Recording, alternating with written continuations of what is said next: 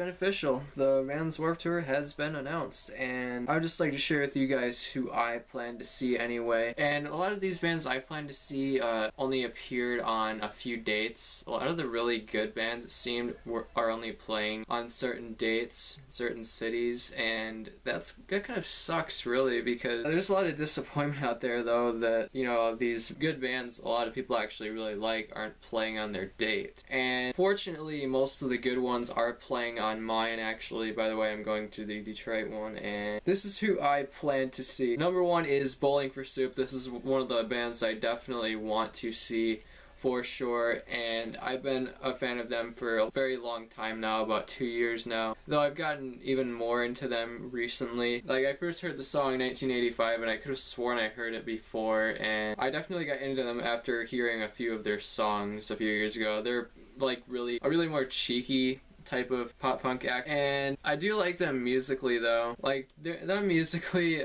they're actually pretty good. They make really good melodies in their songs, even though their lyrics are usually really goofy and about, you know, typical high school teen angst and getting drunk and all that hangovers. They even have, I mean, their album titles are pretty much really goofy and are like stuff like A Hangover You Don't Deserve and stuff like that, which is kind of funny. It adds a little bit of humor, much like Blink-182 does, but instead they do it usually direct. I mean, Blink-182 does it directly a bit, but Bowling for Soup always does it like really direct. And yeah, so I definitely want to see Bowling for Soup, and if you haven't heard of Bowling for Soup yet, I definitely recommend checking them out because they're actually a really good pop punk band musically, and they're still pretty good to this date. Actually, they're actually still pretty good and are still releasing pretty good music, and I definitely recommend them. So number two is Water Parks. This one I will see if I have time, but I don't really want to see, you know, they're not one of the bands I want to see as much as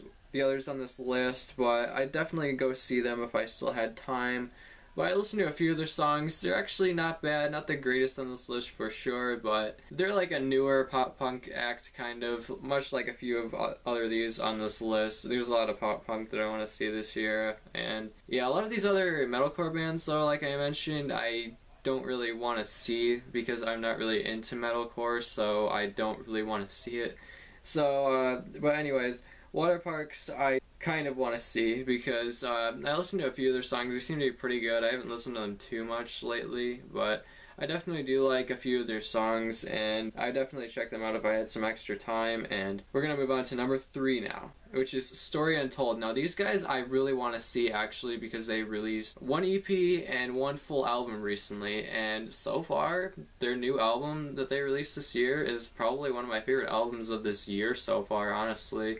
They had a song called California on it, and it's actually really good. It has really good melodies in it, and it pretty much talks about how California is like the land of surfers and everything, and talks about it being the Golden State, which a lot of people call California the Golden State, and what it's like moving to California and everything like that. And I think it's really good melody, like much better than Blink-182's most recent record, which I do give a bit of flack on, even though I really like a lot of Blink-182 stuff, but not their most recent album that much. I think it's boring and a little bit overproduced, and I wasn't too much into it, but this song was actually a lot better than Blink-182's California for sure. And they made another song called History, which is their most well-known song, and it was on their first EP, and I really like that song. It's pretty much a more uplifting type of song, and they did it really well, actually, and honestly I don't see why the song didn't get more attention than it did, but maybe it will someday. I don't know. They're still really new, and they could be getting a lot more exposure in the future, hopefully, you know, since they're actually pretty good, I must say. And Story Untold I definitely want to see. So the next one is Real Big Fish. Now these guys, I've listened to them a bit, not as much as Less Than Jake. Less Than Jake I also want to see, by the way, but Real Big Fish I've listened to a little bit, and I actually do like some of their songs. Actually, I listened to, I think, one of their full albums, and it was actually pretty good. Basically, lyrically.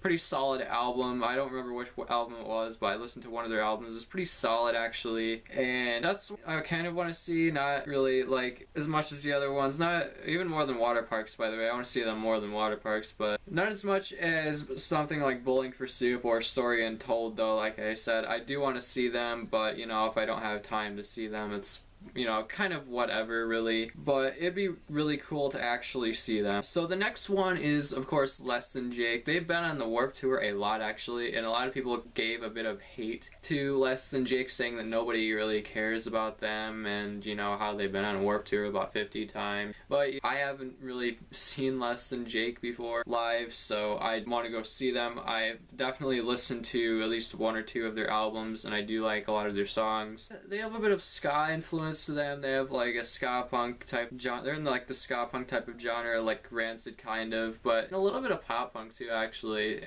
added into the mix. They're, well, I wouldn't say like really like Rancid, because Rancid has like a lot more unique tone to it, and I like them even better than Less Than Jake. But Less Than Jake is like a pop punk, ska punk type of band kind of. It is pretty unique though what they do, and they actually did a cover of the song Surrender by Cheap Trick, which I actually did really like, because they like made their own punk version of it, which I think sounded really good, by the way. And Surrender is an amazing song, by the way. I like the live version of Cheap Trick's Surrender better than the original. Honestly, I like a lot of Cheap Trick songs live from the At Bodicon album better than the original. But Less Than Jake I do want to go see, and that's one of the ones that is a special guest that's only on certain dates, but luckily it was on mine, and yeah, so I would want to go see Less Than Jake for sure though. And the next one is Simple Plan. Now Simple Plan, I didn't like their most recent album and some of the songs from their album before, but before that they were great. Honestly, their first 2 or 3 albums were really great actually, especially their first two. Like, man, they had some really melodic pop punk songs, really good melodic pop punk songs on their first few albums, which are their most popular songs, by the way, luckily. And I think they're actually really good for that time, you know? Like, they were at their golden era during their first few albums, along with Blink as well. Blink 182 were actually at their highest peak, and Sum 41 as well were at their highest peak during that time. There was a lot of pop punk bands at that time that were at their highest peak at that time, and Simple Plan was definitely one of those, and I definitely do enjoy older Simple Plan, not newer Simple Plans. Newer Simple Plan sucks, but older Simple Plan is actually really good and definitely makes up for the newer, really crappy Simple Plan, which pretty much is getting burnt out, but seeing them live would be nice. I'm not really gonna bother listening to their most recent albums again because I really did not like them, but seeing them live I would definitely enjoy, if, you know, especially if they played their older songs, which they probably will since their older songs are a lot more popular than their newer songs. So yeah, I definitely want to see them live though. And the next one is Trash Boat. Now, yes guys, yes, these guys actually named themselves after the regular show episode Trash Boat, and they're kind of a pop fit, pretty much